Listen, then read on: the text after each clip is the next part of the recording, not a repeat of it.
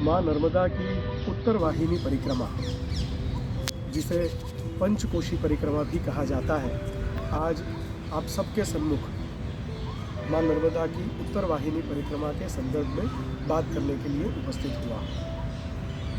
माँ रेवा या माँ नर्मदा, जिसे मेकल सुता भी कहा जाता है, जिसे माहेश्वरी गंगा भी कहा जाता है, क्योंकि ऐसा माना जाता है कि महादेव के, भगवान शिव के प्रस्वेद बिंदुओं से माँ नर्मदा जी का अवतरण हुआ। विश्व की एकमात्र ऐसी नदी जिसकी पैदल परिक्रमा होती है। भारत की और विश्व की तमाम नदियाँ हमारे लिए पवित्र है, पवित्र रहेगी, परंतु माँ रेवा, माँ नर्मदा, ये एक ही ऐसी नदी है जिसकी वर्षों से, सदियों से पैदल परिक्रमा होती है। माँ नर्मदा की पूर्ण परिक्रमा ये तकरीबन 3000 किलोमीटर की परिक्रमा है। 3-4 महीने, 5 महीने, 6 महीने का समय लग सकता है। जल्दी चलने वाले लोग 60-70 दिन में भी परिक्रमा संपन्न करते हैं। जो शास्त्रोक्त परिक्रमा होती है, यह परिक्रमा 3 साल, 3 महीने और 13 दिन तक चलती है। मैं जिस बारे में आपसे बात कर रहा हूँ, ये माँ नर्मदा की उत्तर वाहिनी परिक्रमा है। विश्व की कोई भी नदी अगर दक्षिण से उत्तर की दिशा में बह रही हो, जिसका वहन उत्तर दिशा में हो, उस फेज को, उस खंड को उत्तर वाहिनी खंड कहा जाता है। और उत्तर में बहने वाली नदी का वह अंश सबसे ज़्यादा पवित्र माना गया है।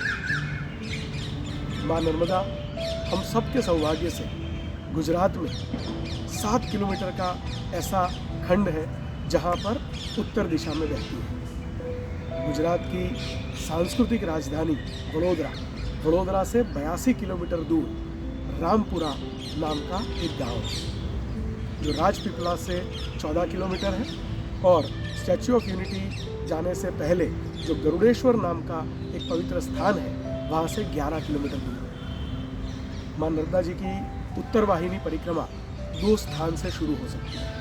आप चाहें तो दक्षिण तट पर रामपुरा से शुरू करके तिलकवाड़ा होके वापस रामपुरा आके रामपुरा में संपन्न कर सकते हैं, या वडोदरा से गरुड़ेश्वर जाने के रोड पर डभोई से 32 किलोमीटर दूर तिलकवाड़ा नाम का एक पवित्र स्थान है, आप वहाँ से भी यह परिक्रमा उठा सकते हैं और वहाँ से रामपुरा जाके वापस तिलकवाड़ा आके आप इस परिक्रमा को संपन्न कर सकते हैं। यह परिक्रमा 17 किलोमीटर के आसपास की है, जिसको संपन्न होने में 3 से 4 घंटे लगते हैं।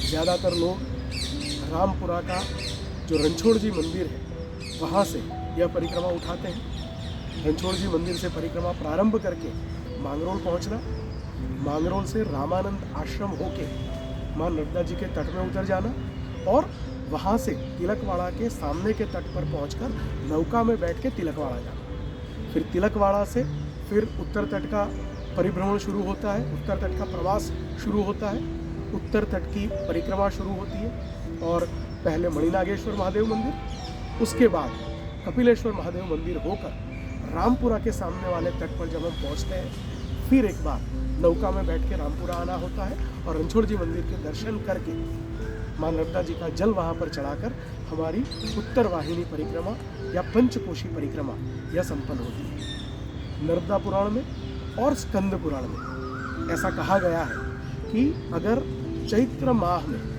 आप माँ नर्मदा जी की यह उत्तर वाहिनी परिक्रमा करते हैं या पंचकोशी परिक्रमा करते हैं, यह परिक्रमा आपको पूर्ण परिक्रमा का, जो 3000 किलोमीटर की परिक्रमा है, उस पूर्ण परिक्रमा का पुण्य फल देती है। माँ नर्मदा जी के परिक्रमा के विषय में धीरे धीरे जागरूकता बढ़ रही है, और माँ नर्मदा जी की पंचकोशी परिक्रमा, उत्तर वाहिनी परिक्रमा, इसके बारे में भी जागरूकता बढ़ रही है। ज़्यादा से ज़्यादा लोग इस परिक्रमा में जुड़ रहे हैं, और पूरा चैत्र माह यह परिक्रमा चलती है।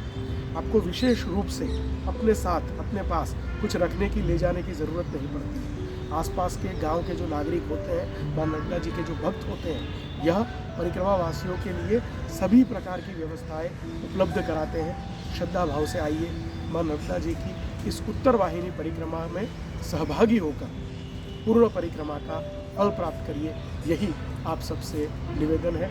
आप सबको नर्मदे हर माँ नर्मदा आपकी सभी मनोकामना, आपकी सभी इच्छा पूर्ण करे, यही माँ के चरणों में प्रार्थना। आप सबका बहुत बहुत धन्यवाद।